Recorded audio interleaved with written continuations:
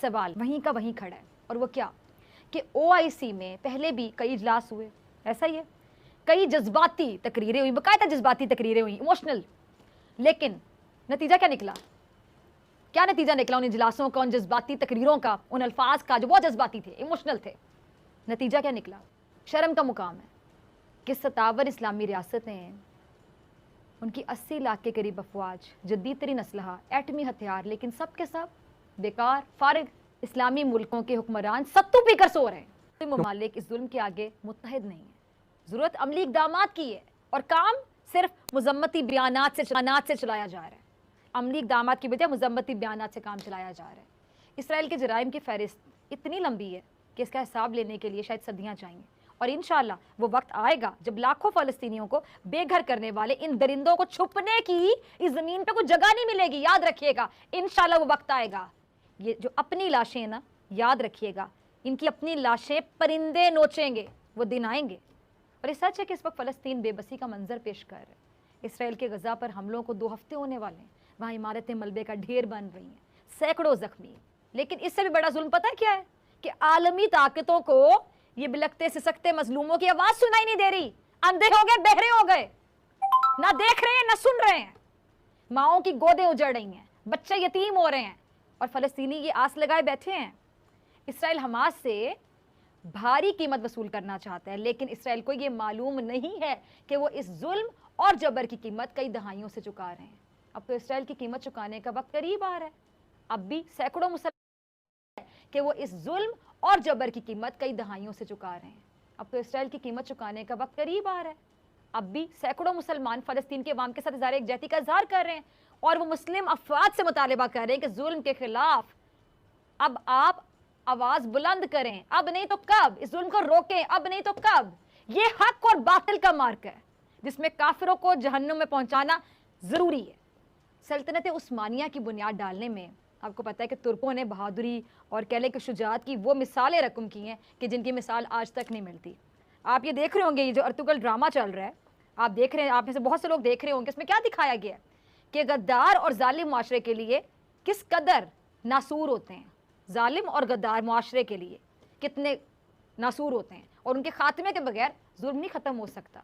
جب تک وہ ختم نہیں ہوں گے ظلم نہیں ختم ہوگا۔ ان غداروں اور ظالموں کا صفایا کرنے کے بعد، صفائے کے بعد ہی سلطنت عثمانیہ کا قیام عمل میں آ سکا، اور پھر مسلمانوں نے 3 بر اعظموں تک اپنی حاکمیت قائم کی، اور اب بھی اسی جوش اور ولولے کی ضرورت ہے، وہی جوش، وہی ولولہ۔ اور یہ مسلمان نوجوان جس کا آپ نے ابھی کلپ دیکھا، وہ بھی امت مسلمہ کو خواب غفلت سے بیدار کرنے کی اپنے انداز میں۔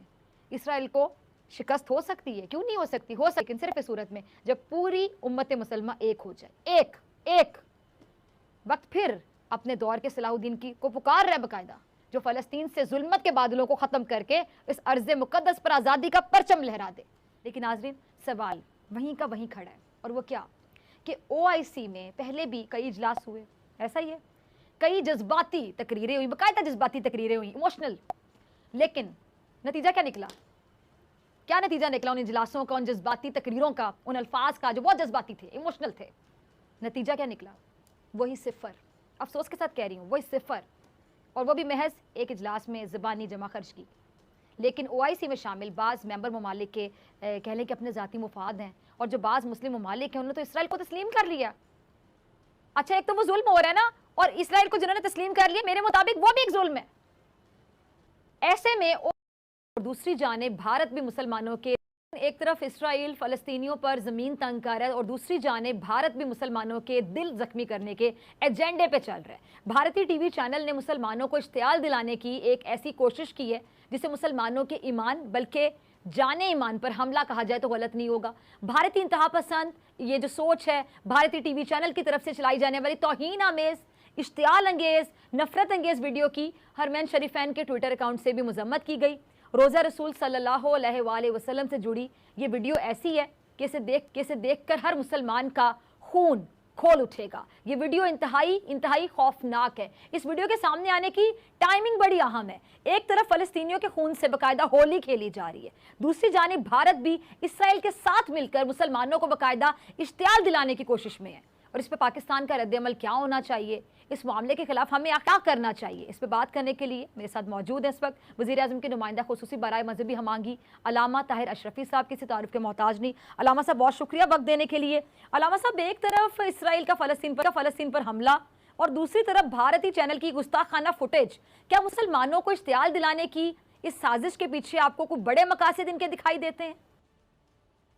بسم اللہ الرحمن الرحیم، اللہم صلی علی محمد وعلی آل محمد واصحاب محمد۔ صلی اللہ علیہ وسلم۔ یہ عزائم تو ان کے ہیں، یہ عزائم کو نئے نہیں ہیں، یہ تو عزائم ان کے ہیں۔ انہوں نے یہ ٹسٹر لگا کے دیکھا ہے ہندوستان اور اسرائیل ایک فلسطینیوں پہ ظلم کر رہا ہے، اور دوسرے نے یہ میزائل جو ہے گنبد خضرا پر لگتے ہوئے دکھا کے مسلمانوں کو ٹسٹر لگایا ہے کہ ان میں کتنی کی جان ہے۔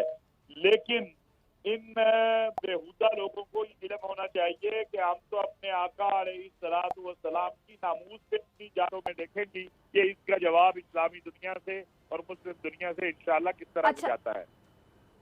بالکل علامہ صاحب، آخری سوال پہ مجھے آپ کا شکریہ ادا کرنا ہے۔ آپ دیکھ لیں کہ فلسطین کا معاملہ آپ کے سامنے ہے، فلسطینیوں کے پر جس طرح حملے کیے جا رہے ہیں، پھر کشمیر آپ کے سامنے ہے کہ جب سے نریندر مودی کی حکومت آئی ہے کشمیر کے ساتھ کتنی زیادتیاں ہو رہی ہیں، وہ کافی دیر سے ہو رہی ہیں، اب زیادہ بڑھ چکی ہیں۔ اس کے ساتھ ساتھ آپ دیکھ لیں کہ یہ معاملہ آپ کے سامنے ہے، یعنی مسلمانوں کے لیے ایسا ماحول کریٹ کرنے کی کوشش کی جا رہی ہے، سازش کی جا رہی ہے، باقاعدہ سوچی سمجھی سازش کے تحت، پلاننگ کے تحت مسلمانوں کا کو اشتعال دلانے کی کوشش کی جا رہی ہے۔ تو آپ کو نہیں لگتا ہے کہ اب یہ وقت ہے کہ اب ہم صرف باتیں نہ کریں، اب پریکٹیکلی بتائیں، تمام مسلم امت، تمام مسلم ممالک اکٹھے ہو کے بتائیں کہ ہم ایک ہیں، ہمیں کمزور نہ سمجھا جائے؟ بالکل، ہم اسی کی عزت کر رہے ہیں۔ وزیر اعظم پاکستان نے اس سلسلہ میں خادم الحرمین شریفین شاہ سلمان بن عبدالعزیز، ترکی کے صدر طیب اردوان، اور اس میں تمام مسلم ممالک ایک پیج پر ہوں، کوئی ایک بھی نہ ہو جو جی تمام مسلم ممالک ایک پیج پر ہوں۔ علامہ صاحب آپ اگری کریں گے اس بات سے؟ ہماری یہی کوشش ہے، پاکستان یہی کوشش کر رہا ہے کہ ساری امت ایک جگہ اکٹھی ہو۔ مسلمان کہ جب تک ضرورت رہے گی فلسطین میں کارروائیاں کرتے رہیں گے، اور اب اس کی درندہ صفت فوج فلسطینیوں پر ظلم کے پہاڑ توڑ رہی ہے، نہتے مسلمانوں کا خون بہایا جا رہا ہے، نہتے مسلمانوں کو خون میں نہلایا جا رہا ہے، مظلوم فلسطینیوں کی آہیں سسکیاں پوری دنیا سن رہی ہے، دیکھ رہی ہے کہ فلسطینیوں کو کس طرح ناحق شہید کیا جا رہا ہے، چھوٹے چھوٹے بچوں کو بھی نہیں بخشا جا رہا، ان معصوم بچوں کو بھی اسرائیلی فوج اپنے بوٹوں تلے مسلتی جا رہی ہے، اور اس ظلم کو روکنے کے لیے کوئی تیار نہیں ہے۔ آج پھر فلسطینی کسی مسیحا کے منتظر ہیں، وہ آج کسی نور الدین اور صلاح الدین ایوبی جیسے بہادر ہیرو کے منتظر ہیں جو ان کو اسرائیل کی ظلم کی زنجیروں سے آزادی دلائیں۔ اچھا، صلاح الدین ایوبی انہوں نے کہا تھا کہ مجھے نہیں معلوم کہ اسلام تلوار سے پھیلا یا اخلاق سے، مگر میں اس بات کو بخوبی جانتا ہوں کہ اسلام کی حفاظت کے لیے تلوار کی ضرورت پڑتی ہے، اسلام کی حفاظت کے لیے تلوار کی ضرورت پڑتی ہے۔ اور آج بھی صورتحال آپ کے سامنے کچھ ایسی ہے، ایسی صورتحال ہے، فلسطینی بھائی مسلم ممالک کی طرف دیکھ رہے ہیں۔ یہ کلپ دیکھیے جس میں یہ شخص مسلمانوں کو جہاد کے لیے ابھار رہا ہے اور اقوام عالم کے سوئے ہوئے ضمیروں کو جگانے کی کوشش کر رہا ہے۔ یہ ذرا کلپ دیکھیے۔ آپ نے دنیا بھر میں مسلمان فلسطین سے اظہار یکجہتی کر رہے ہیں، لیکن ظلم یہ ہے کہ مسلم ممالک اس ظلم کے آگے متحد نہیں ہیں۔ ضرورت عملی اقدامات کی ہے اور کام صرف مذمتی بیانات سے چلایا جا رہا ہے، عملی اقدامات کی بجائے مذمتی بیانات سے کام چلایا جا رہا ہے۔ آج ایک طرف اسرائیلی بربریت ہے۔ بسم اللہ الرحمن الرحیم، السلام علیکم، میں ہوں محمد اسامہ غازی اور آپ دیکھ رہے ہیں اب پتہ چلا۔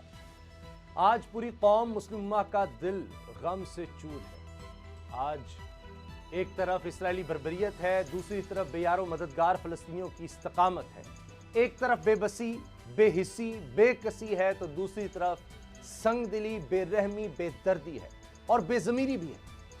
ڈوب مرنے کا مقام ہے 57 اسلامی ریاستیں، 57 اسلامی ریاستیں، ان کی 80 لاکھ کے قریب افواج، جدید ترین اسلحہ اور ایٹمی ہتھیار، لیکن سب کے سب بیکار اور فلسطینی ظلم کا شکار۔ اسرائیل کے غزہ پر حملوں کو 2 ہفتے ہونے کو آئے ہیں، عمارتیں ملبے کا ڈھیر بن رہی ہیں، سینکڑوں زخمی، سینکڑوں شہادتیں ہیں، فلسطینی بچوں کی ویڈیوز دیکھی ہیں آپ نے، دل دہلا رہی ہیں، ان کی اشک بار آنکھیں زاروں قطار روتی ہوئی التجائیں کلیجہ چیر رہی ہیں، لیکن इस्लामी मुल्कों के हुक्मरान सत्तू पीकर सो रहे हैं। जाने किस मिट्टी से बने हैं ये लोग के मजम्मती बयान से आगे बढ़ने को तैयार ही नहीं। आज पाकिस्तान की कौमी असम्बली में भी फलस्तीन पर तोड़े जाने वाले मजालिम की गूंज थी। इसराइल की खबर है कि पाकिस्तान और तुर्की ने मिलकर अक़वाम मुत्तहिदा में फलस्तीन के लिए आवाज़ बुलंद करने का फैसला किया है। दोनों मुल्कों के वज़राए ख़ारजा की जल्द अमरीका रवानगी का इम्कान है, जहां दुनिया में इंसानी हुकूक के चैंपियन बनने वाले अमरीका के घिनौने किरदार ने फलस्तीन पर अक़वाम मुत्तहिदा के इजलासों को बेनतीजा ख़त्म करा दिया। ये यकीनन आलमी ताकतों की इसराइली मजालिम की सरपरस्ती है, मुस्लिम दुश्मनी है।